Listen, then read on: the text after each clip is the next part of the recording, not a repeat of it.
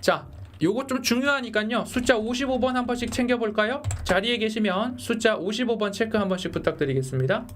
좀 중요하니까요. 자리에 계시면 숫자 55번 체크 한 번씩 부탁드리겠습니다. 네, 자리에 계시면요. 숫자 55번 체크 한 번씩 부탁드리겠습니다. 꽤나 중요한 리포트입니다. 어디서도 여러분들 못 보셨을 거예요. 여러분들 최근 국제유가가 더 올라간다라고, 자, 이것도 한번 이걸 해볼까요?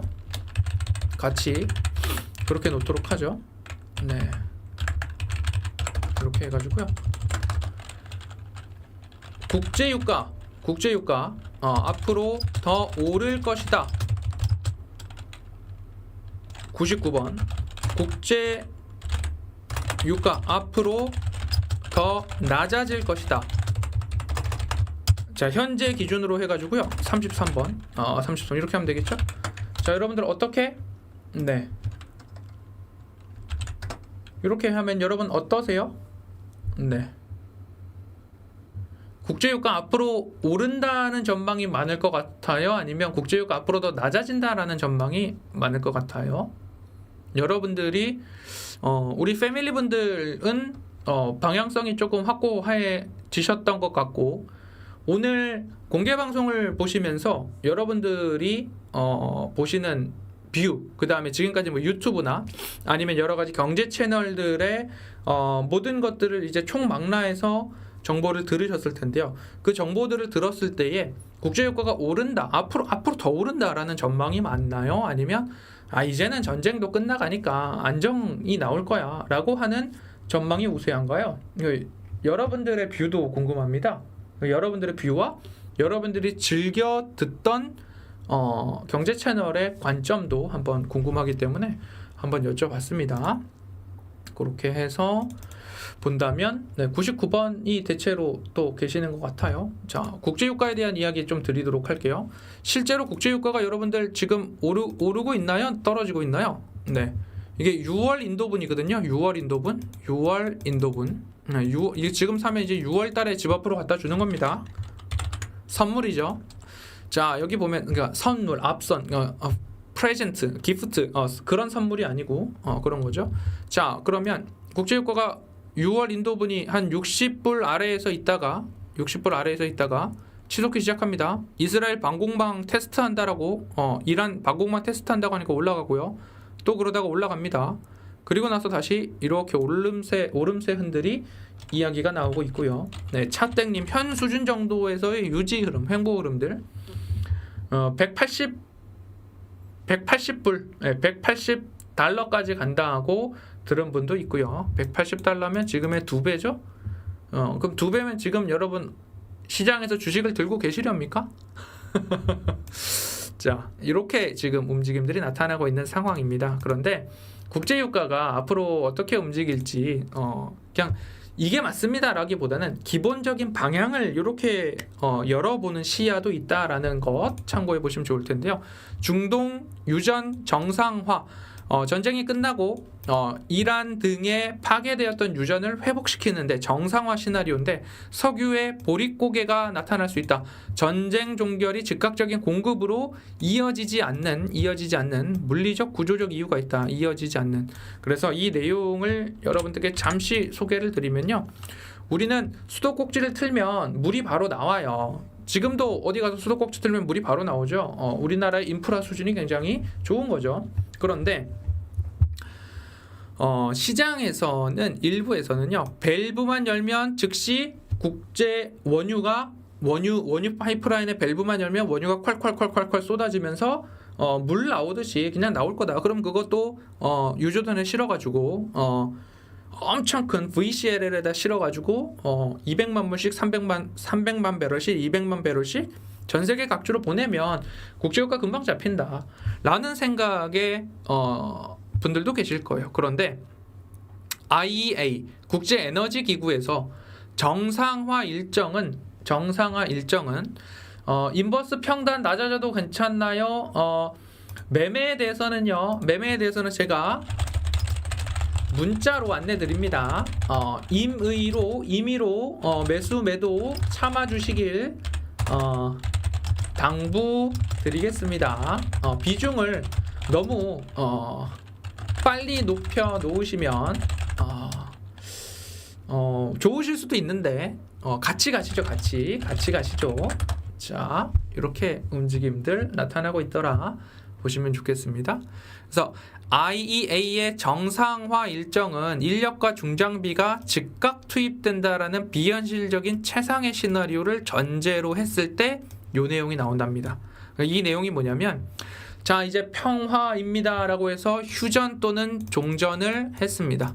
그때부터 자, 그러면 망가졌던 파이프라인 수도꼭지 고칩시다 라고 하면 50% 수준까지 회복되는데 2주가 소요됩니다. 그리고 이 두 가지를 합쳤을 때 80%죠. 이렇게 해서 80%까지 회복되는 데에 추가적으로 이렇게 하면 80%죠. 80%까지 회복되는데 추가로 1개월이 소요된다라고 합니다. 그러면 적어도 4주와 2주로 가정했을 때 총 6주의 시간이 걸린답니다. 오늘이 4월 28일입니다. 4월 30일 날 자, 휴전합시다 딱 하면 5월 말은 돼야 50% 80%까지 국제유가 생산의 회복이 나타날 수 있답니다. 그리고 나머지 20%에 대해서는 유전 내부의 압력 저하로 인해서 즉각적인 복구가 불가능하고 이거는 평생 못 쓸 수도 있다라는 이야기도 나오고 있습니다. 그래서 80% 회복까지 한 6주가 걸리는데 앞서서 말씀드렸듯이 즉각적인 투입이 된다는 최상의 시나리오를 전제했을 때 6주라고 합니다. 그러면 자, 북미나 우리나라나 몇몇 지역에서 중동으로 장비를 보내야 됩니다. 장비를 보내는데 호르무즈 해협에는 지금 뭐가 깔려 있다라고요? 기뢰가 설치되어 있다라고 합니다. 그러면 목숨을 걸고 엔지니어들이 호르무즈 해협을 지나서 이란 하르그 섬으로 들어가야 되는데 거기까지 들어갈 엔지니어를 모집하고 거기에 들어가는 중장비들을 배에다가 싣고 갑니다. 가는데 최소 물리적으로 2주에서 4주가 걸린답니다. 그럼 50% 회복하는데 2주가 걸리고요. 또 나머지 30% 회복하는데 4주가 걸리고요. 인력이 이동하는데 아무리 못해도 2에서 4주 정도가 걸린다라고 합니다. 그러면 2에서 4 더하기 2 더하기 4 하면 최대 10주, 맥시멈으로 봤을 때 10주, 맥시멈 10주, 미니멈으로 봤을 때 8입니다. 8주. 그래서 8주에서 10주의 기간이 걸린다라는 이야기들이 조금 나타나고 있습니다. 그래서 이런 움직임들을 봤을 때 국제유가가 오를 가능성이 크냐 아니면 더 안정될 가능성이 크냐라고 했을 때 실제 현장의 복구 시작을 4월 23일 날 평화협정을 했다라고 가정했을 때 5월 중순 이후라고 하는 이야기죠. 네, 그러니까 최소 8주입니다. 최소 8주. 80% 회복까지 최소 8주가 걸린다라는 계산이 나와요. 그러면 8주면 2달이거든요. 오늘 4월 28일 날 평화협정하고 이것저것 엄청나게 긴박하고 급박하게 뭔가를 한다. 그럼 어떻게 됩니까? 8주, 2달이거든요. 그럼 6월 말이에요. 6월 말. 6월 말까지 국제 원유의 정상적인 유통과 공급이 어렵다라고 가정을 해본다면 국제유가는 더 많이 올라갈 수 있다 라는 이야기를 하고 있는 거고요. 국제에너지기구에서 91분의 비축률을 권장하고 있습니다. 91분을 비축률을 권장한다고 있는데 91분이 소진하는 시기가요. 5월 말이에요. 5월 말. 그냥 평상시처럼 또는 아껴서 뭐 차량 2부제, 5부제 하면서 아껴서 썼을 때 91분 정도가 일종의 비축류죠. 지금 앞서서 제가 4월 말에 평화가 시작됐다, 스타트했다. 4월 말에 평화가 시작이 됐다. 그럼 4월 말 그리고 8주라고 말씀을 드렸지 않습니까? 그러면 5월 말, 6월 말입니다. 6월 말은 여기거든요. 근데 비축류가 바닥을 보이기 시작하는 때는 5월 말입니다. 5월 말. 그럼 5월 동안 5월에서부터 6월 말 사이까지의 이 시기가 절대적인 공급 부족 구간으로 진입을 하게 됩니다. 그러니까 미국에서도 가솔린 가격, 디젤 가격이 엄청나게 높이 올라왔죠? 올라온 상황에서 이런 이야기들이 있더라라는 부분을 여러분들이 감안하고 말씀을 보셨으면 좋겠고요.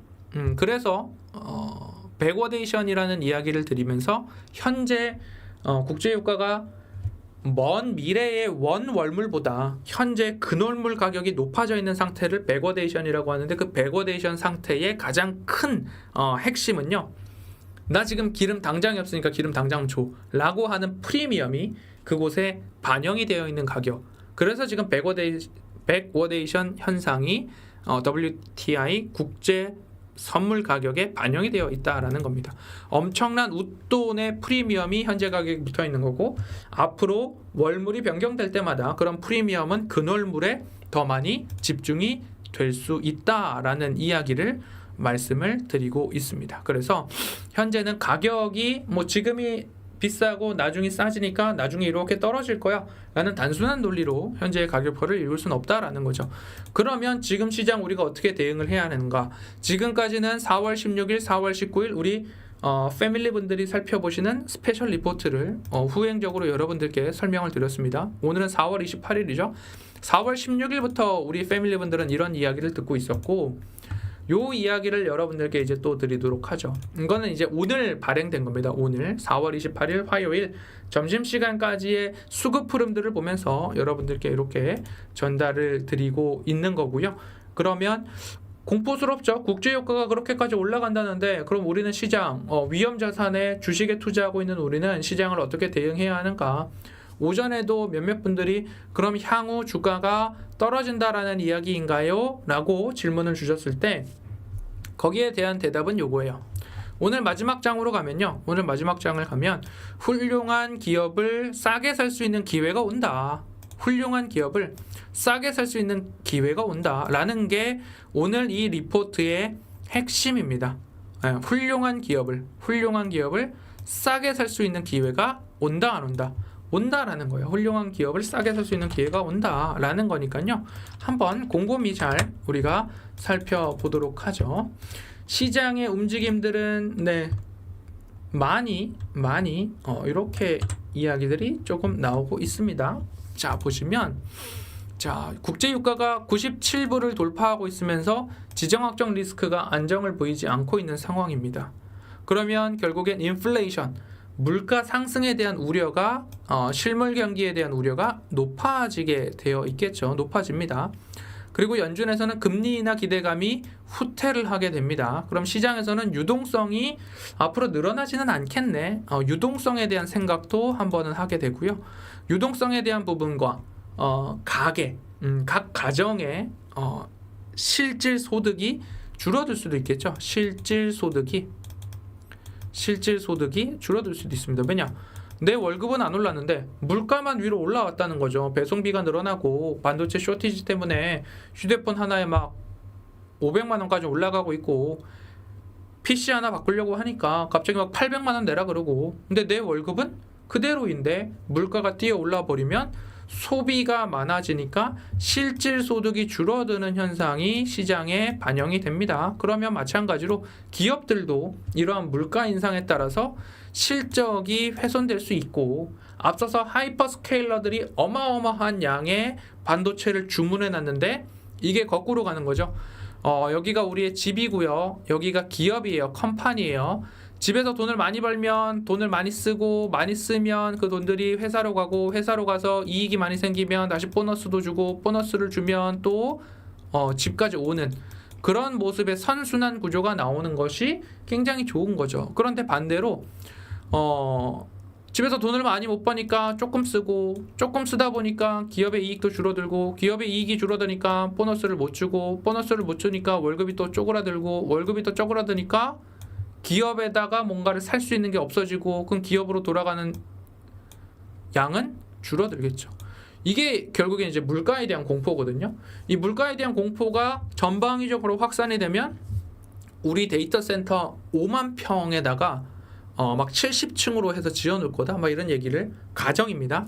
5만 평에 70층으로 지어서 우리 데이터 센터 전 세계에서 졸라 크게 지어놓을 거야 해서 계획을 딱 발표를 하고, 삼성전자, SK하이닉스, 샌디스크, 마이크론 테크놀로지, 엔비디아, 야, 우리가 5만 평에 70층으로 꽉 채울 거니까 너는 나한테 200만 불어치 주고 너는 나한테 5천만 불어치 주고 너는 나한테 1,000만 불어치 줘. 다 약속한 거야. 그런 계약들을 맺어놨어요. 그런 계약들을 맺어놓고 그럼 이제 앞으로 기업들은 향후 가이던스를 그리겠죠. 아, 제가 나한테 이만큼 사기로 했고요. 제가 나한테 이만큼 사기로 했고요. 제가 나한테 이만큼 사기로 했습니다. 그러면 앞으로 우리의 계산기를 두드려 보니까요. 우리의 실적은요. 도 해서 이렇게 올라갈 겁니다. 그렇게 올라가면 어떻게 됩니까? 주가가 당연히 올라가야 되겠죠. 자, 앞으로 2030년까지 반도체는 절대 성역의 영역입니다. 무너질 리가 없습니다. 무조건 올라갑니다. 이런 느낌의 시장의 분위기가 지금 주가에 반영이 되어 있다는 거예요. 그리고 이 이야기를 여러분들 한 3, 4, 5년 전으로 넘어가면 똑같은 일이 어디서 나왔습니까? 똑같은 일이 어느 섹터에서 나왔어요, 여러분? 3, 4, 5년 전으로 가보면 똑같은 일이 어디 섹터에서 나왔죠? 한번 말씀해 주시겠어요? 똑같은 일이 섹터만 달라요. 섹터만 달라요. 어디서 나왔습니까? 자, 그죠? 네. 그죠? 맞아요. 똑같은 일이 어디서 나왔냐면 2차 전지에서 나왔어요. 자, 2030년에는 우리가 이렇고요. 2040년에는 이렇고요. 2050년에는 이렇고 2080년에는 음극재, 양극재, 동박, 양박 뭐 할 것 없이 없어서 난립니다. 자, 그러면 우리는 폴란드에다도 짓고 헝가리에다도 짓고 유럽에다도 짓고 남미에다도 짓고 어디다가 짓고 미국에다 짓고 공장을 다 늘리기로 약속을 해놨습니다. 그리고 얘도 달라 그러고 쟤도 달라 그러고 뭐 다 달라 그럽니다. 우리가 지금 만들 수 있는 게 모자라가지고 공장을 막 증설하고 있습니다. 그런데 덜컥 올해 초 어떤 이야기 나왔습니까? 우리나라에 배터리 3사가 다 필요합니까? 배터리 3사가 다 필요합니까? 경쟁력과 수익성 차원에서 배터리 3사가 다 있어야 되는 이유가 뭘까요? 라는 이야기를 산업통상자원부 장관이 배터리 3사 사장을 불러놓고 그 자리에서 말을 했죠. 그럼 누구부터 없어지나요? 가장 경쟁력이 적은 회사부터 타격을 입기 시작한다. 요런 이야기가 여러분들 공포스럽기는 하지만 나올 수 있는 최악의 시나리오 중에 하나예요. 최악의 시나리오 중에 하나다. 그래서 유가가 올라가는 것부터 시작을 해가지고 기업의 실적이 훼손되는 구간까지를 우리가 지금 살펴봤습니다. 그래서 글로벌 증시에 전면적 리스크 회피 흐름들이 나타나게 된다면 2차 전지 섹터에서 우리가 경험을 했던 것처럼 우리나라는 빠르게 오르고 빠르게 식는 냄비와 같은 빨리빨리의 민족이기 때문에 이런 것도 여러분들 좀 확인을 해줬으면 좋겠고요. 지정학적 변동성의 1차 정점은 지났을 수 있으나 시장을 짓누르는 진짜 공포는 인플레이션 쇼크의 후반형입니다. 계속 말씀드리는 게 종전 이후에 국제 유가가 빠르게 안정이 될 수 있느냐 없느냐 현재 시나리오서는 없다. 그러면 물가에 대한 인플레이션 쇼크 어떻게 될까? 어렵다. 이렇게 되겠죠. 그렇게 해서 여러분들 좀 시장을 바라보시면 좋겠고요. 현재 시장에서 외국인들의 매도세들이 조금 더 강화되고 있는 모습들 좀 나타나고 있고요. 주가 지수도 마찬가지로 조금 더 내려오는 모습을 보이고 있습니다. 오전에 우리 두 종목 수익 실현했다고 말씀드렸죠. 오전에 우리 패밀리분들 두 종목 수익 실현했다라고 말씀을 드렸습니다. 네. 그냥 지금 제가 말씀드리는 내용들이 그냥 말씀드리는 게 아니고 제가 말씀드릴 수 있는 한 최선을 다해서 여러분들께 공개 가능한 범위. 누구는 돈 내고 이야기를 듣는데 누구는 공개 방송에 와가지고 핵심만 다 뜯어가네라고 하면 우리 패밀리분들이 섭섭할 수 있잖아요. 그런데 그래도 공개 방송에 시간을 내서 찾아오신 분들께는 이런 얘기를 분명히 드려야 되겠죠. 예, 그런 모습들을 여러분들께 그래도 말씀을 드려야 되는 상황이기 때문에 그렇게 말씀을 좀 드리옵니다 라고 이해해 보시면 좋을 것 같습니다. 그 정도 느낌으로 여러분들 조금 살펴보시면 좋을 것 같고요. 이 부분 참고하셔서 여러분들이 조금이라도 도움이 되시는 이야기가 있었다라고 이해해 보시면 좋을 것 같고요. 거기다가 더해서 또 그 다음으로 넘어가 보죠. 파생 시장이라고 한다면 우리 옵션 시장이 될 수 있는데요. 옵션 시장에서 최근에 제가 강조드리는 게 콜 옵션이 있고 콜 옵션이 있고 풋 옵션이 있잖아요. 풋 옵션. 네. 지금 사놓고 주가가 올라가는데 베팅하는 거고 지금 사놓고 주가가 떨어질 때를 베팅하는 건데 콜 옵션을 산다는 것은요. 콜옵션은 13억 원을 매도하고 있는 반면에 풋옵션은 45억 원을 매도하고 있습니다. 그런데 3월 30일부터 현재까지 외국인의 풋옵션 누적 매수는요 600억 원가량이 현재 늘 평균적으로 이렇게 딱 쌓여 있습니다. 장중에 내려왔다가 올라가기도 하고요. 장중에 높아졌다가 내려가기도 하는데 원래는 일주일 전만 해도 500억이었어요. 그런데 지금 600억 원까지 이렇게 딱 채워넣고 있는 모습들을 보이고 있거든요. 네, 그래서 오늘 아침에 시장이 조금 흔들릴 때에 일부 차익 실현을 하고 다시 594억 원까지 풋옵션을 늘 채워넣는 모습들이 확인이 되고 있습니다. 그러면 외국인들의 풋옵션 흐름들을 이렇게 살펴볼 수 있어요. 지금 44억 원 매도 중임에도 불구하고 외국인들이 3월 30일부터 본다면 595억 원의 누적 순매수, 595억 원의 누적 순매수를 현재 기록을 하고 있더라라는 거죠. 그래서 다른 방에 가면 종목도 많이 주고 종목을 가지고서 단타도 치고 뭐 그러다가 익절도 하고 물리기도 하고 뭐 디스코를 추고 춤을 추고 난리 브루스를 출 텐데 이 방에 오니까 IL, 알지노믹스, IT센글로벌 세 종목만 아침에 딱 올려놓고 다른 걸 하지를 않네. 국제유가 이야기하고 있고 지수 이야기하고 있고 지수가 빠지네요. 지수가 빠집니다. 주 후반 들어가면 아침에 뭐 있다 말씀드렸습니까? 제가 일정 이벤트 엄청나게 쌓여 있다라고 말씀을 드렸습니다. 자, 이런 거죠. 빅테크의 실적 발표 예정이 되어 있고요. 그리고 FOMC 회의가 목요일에 예정이 되어 있고요. 5월 1일은 하필이면 또 휴일 연휴에 돌입을 한다라는 말씀까지 드리면서 이야기를 드렸습니다. 결국 외국인들은 지수가 떨어져도 수익을 보는 안정장치를 마련을 해놓고 그리고 나서 시장을 바라보고 있다라는 점 한 가지를 짚어가시도록 하고요. 자, 이제부터 중요하죠. 첫 번째 전술입니다. HBS 첫 번째 전술. 자, 여러분들 자리에 계시면 11번 첫 번째 전술입니다. 11번 자리에 계시면 11번 첫 번째 전술입니다. 자, 완벽한 방패와 거실 바닥이라는 건데요.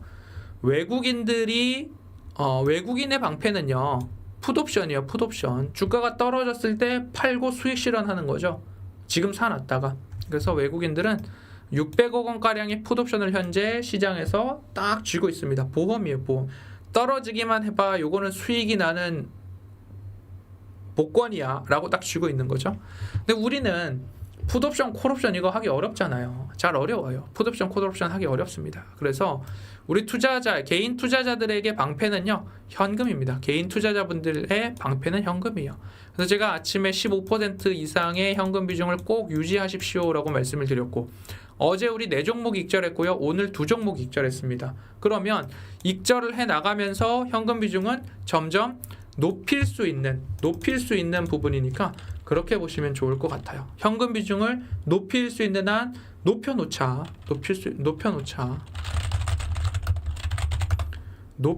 이렇게 이해를 해보시면 좋을 것 같습니다. 그래서 거대한 매도 폭포수 앞에서는 피하는 것이 상책입니다. 투매 물량이 소화되고 거래량이 바닥에 딱 달라붙을 때 섣부른 반등 베팅을 금지하고 인내심을 유지하고서 주가지수가 마냥 올라간다, 주가지수가 마냥 떨어진다, 그런 게 아니라 실제로 트리거가 작동이 돼서 올라간다 라는 게 확실해질 때 매수하는 거고요. 주가지수가 떨어진다 라고 확실해졌을 때 그때 딱 하는 거죠. 그렇게 여러분들 보시면 좋겠습니다.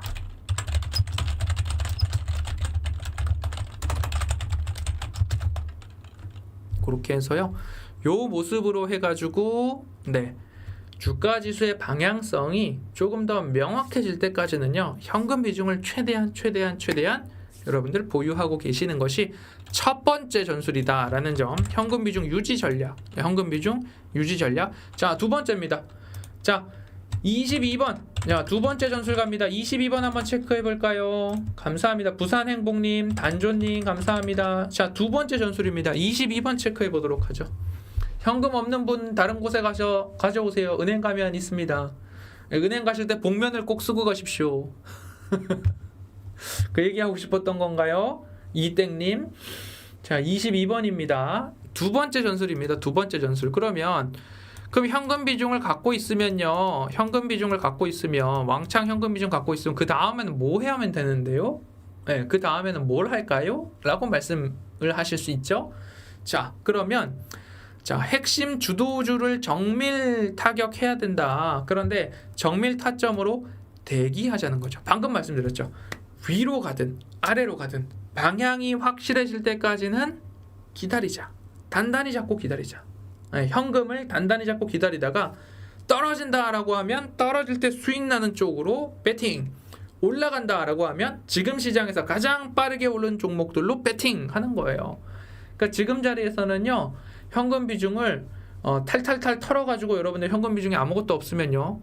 저는 꽤나 어려울 수 있다라는 이야기를 드립니다. 현금 비중 다다익선, 현금 비중 다다익선의 말씀을 드리도록 하겠습니다. 다다익선, 현금 비중 다다익선입니다, 여러분. 현금 비중 다다익선, 네, 현금 비중 다다익선입니다. 그래서 4월장에서 반등을 통해서 여러분들이 현금 비중을 잘 만들어 놓으셨다라고 한다면 또 좋은 기회가 올 수 있습니다. 그래서 저는 폭락장이라고까지는 쓴 적이 없어요. 폭락장이라고까지 쓴 적은 없는데 이놈의 AI가 이렇게 했습니다. 저는 폭락장보다는 훌륭한 기업을 싸게 살 수 있는 기회가 어떻게 된다? 온다.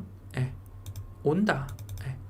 이렇게 보고 있습니다. 훌륭한 기업을 싸게 살 수 있는 기회가 온다. 그 기회를 대기하자라고 말씀을 드릴 테니까요. 이렇게 하도록 하시고요. 그러면 그 훌륭한 기업들은 어디에 있는가? 여전히 반도체 있고요. 그 다음에 전력 인프라 있겠죠. 이게 우리 시장의 두 개의 가장 큰 기둥이 된다라고 말씀드렸고, 조방원도 있는데 이미 한 차례 흐름들이 나왔고, 오늘 시장에서 로봇도 움직임들이 조금 나왔고, 그 다음에 화장품도 움직이면서 나왔고, 글로벌 텍스프리가 7, 8% 오르는 모습들도 우리가 눈으로 확인을 했습니다.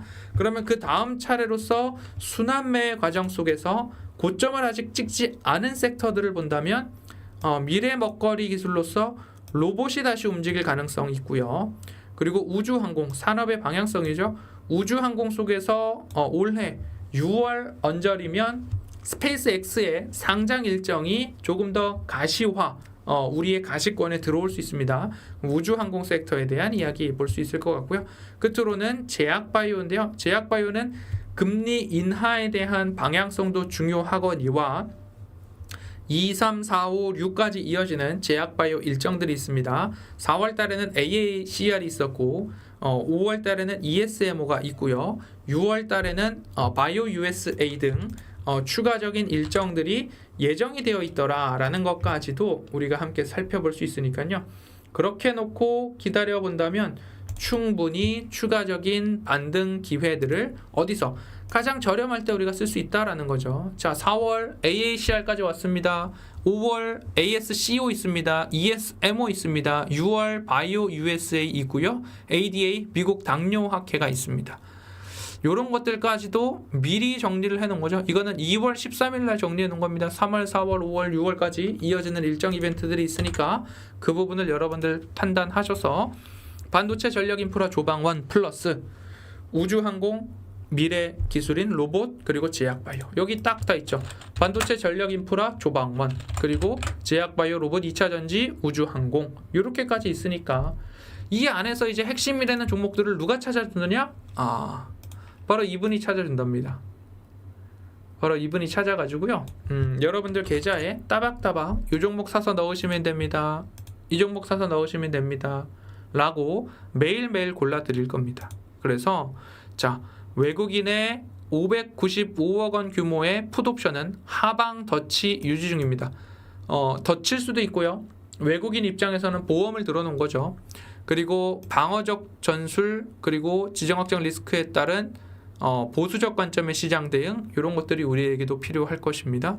그래서 거래량이 가장 마르는 거실 바닥이 올 때까지 시장을 보수적으로 보시고 현금을 쥐고 인내하시기 바라겠습니다. 결국 자금은 모멘텀과 숫자로 쏠립니다. AI 전력 K스페이스 우주항공이죠. 로봇 제약바이오 핵심주로 타겟을 압축해놓고 기회가 오면 요 종목 사야지.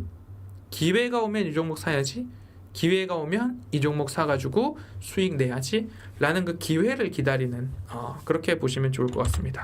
자, 위기는 곧 기회의 재배치입니다. 흔들림 없이 다음 타점을 준비하겠습니다. 이렇게 놓도록 하고요.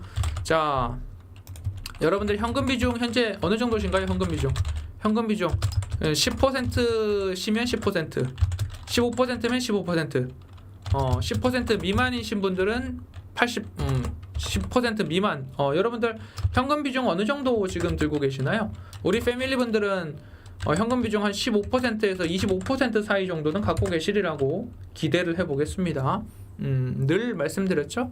그래서 여러분들 현금 비중이 몇 퍼센트 정도 되시는지 채팅창에 한번 적어봐 주세요. 현금 비중 몇 퍼센트 정도 갖고 계세요? 네.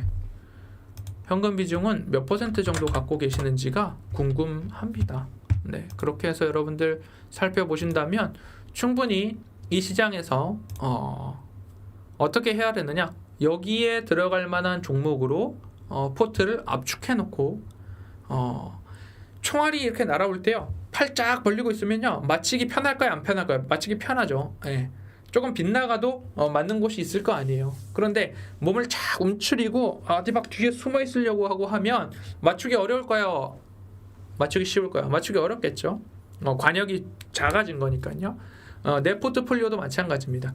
종목을 싹 흐트러 놓으면요, 종목 수를 엄청나게 늘려 놓으면요, 하락의 포탄이 빗발칠 때 아무데나 막 맞을 수 있어요. 그런데 종목 수를 아주 잘 줄여 놓으면요, 하락의 포탄이 떨어질 때 내 종목은 비껴나갔으면 좋겠다 하는 마음이 들 수 있고, 그렇게 계좌의 방어막이 형성이 될 수 있다라는 거죠. 그래서 현 구간에서는요, 이 현금 비중이 굉장히 중요한 시점으로 저는 현재 시장을 판단하고 있다라는 말씀 전달 드리도록 하겠습니다. 이렇게 놓으면 최근 시장에서 여러분들 꼭 아셔야 되는 부분들 보시면 좋을 것 같고요. 현금 비중은요, 적어도 15 이상 15 이상 50 미만 이 정도로 저는 말씀을 드리도록 할게요. 현금 비중 가능하시다면 15 이상 50 미만으로 현금 비중 한번 여러분들 잘 갖고 계시기를 당부 또 당부 드리도록 하겠습니다. 당부 왕당부 드리도록 하겠습니다. 그래야지 살 수 있다, 그래야지 현재 시장 버텨낼 수 있고 이겨낼 수 있다라는 점 참고해 주시면 좋을 것 같습니다.